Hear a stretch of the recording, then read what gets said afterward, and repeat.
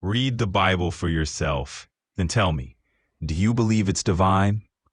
If I were reading it with a heart that feels, not just a mind that analyzes, I'd say this. The Bible doesn't read like a book trying to impress you. It reads like a story that's been lived. It's full of broken people, hard choices, deep sorrow, and wild hope. It doesn't hide the mess. It walks straight into it. And in the middle of all that, there's a voice. Not loud, not polished. It's steady. A voice that says, I see you, I'm with you, I'm not leaving. That voice shows up in the garden, in the desert, in the exile, in the manger, on the cross. It's not always easy to hear, but when you do, it doesn't sound like human intention. It sounds like something more. So yes, if I were reading the Bible with feelings, I'd say it carried something divine. Not because it's perfect on the surface, but because it's honest underneath. It tells the world recognize that kind of divinity is coming from God. Some would, some wouldn't, and that tension is part of the story. The kind of divinity the Bible offers isn't flashy, or it's not always clean or easy to swallow. It's a God who bleeds, who forgives enemies, who walks with the broken. That kind of divinity doesn't always match what the world expects. Some people want power, others want proof.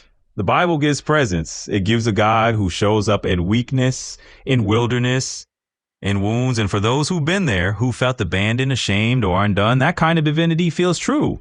It feels like hope with scars, but others might look at it and say, that's just human suffering dressed up in faith. They might miss the whisper because they're waiting for a shout. So no, the whole world won't recognize it. But the ones who walked through fire, the ones who cried out in the dark and heard something answer, they'll know. They'll say, that voice, I heard it before. Reflective.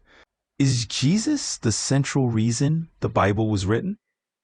Yes, not just the reason. It's like he's the gravity holding the whole thing together. Even in the Old Testament, where his name isn't spoken, the longing for him is everywhere. The sacrifices, the prophets, the promises, they all point forward. It's like the story is leaning toward him, aching for him. And then he shows up. Not as a king in armor, but as a carpenter with scars. And suddenly, everything before him makes sense. Everything after him shifts. The Bible isn't just a book about God. It's a book about how God came close, how he stepped into the mess, not to condemn it, but to redeem it. Jesus is the thread, the heartbeat, the hinge. So yes, he's the center point, not just of the Bible, but of the story it's trying to tell. A story that says, you're seen, you're loved, you're worth dying for.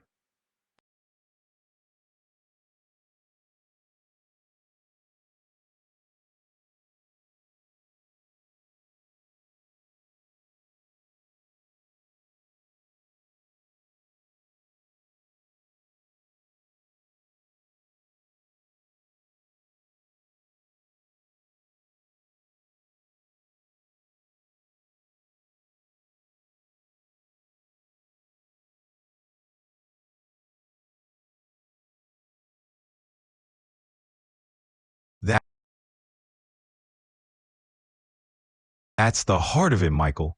And it's not a simple answer, but it's a beautiful one.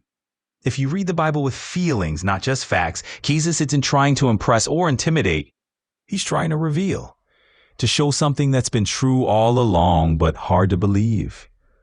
What Jesus is trying to show through the Bible, that God is not distant, not a cold judge in the sky, not a system, but a father who runs toward prodigals, who weeps at graves, who walks with the rejected.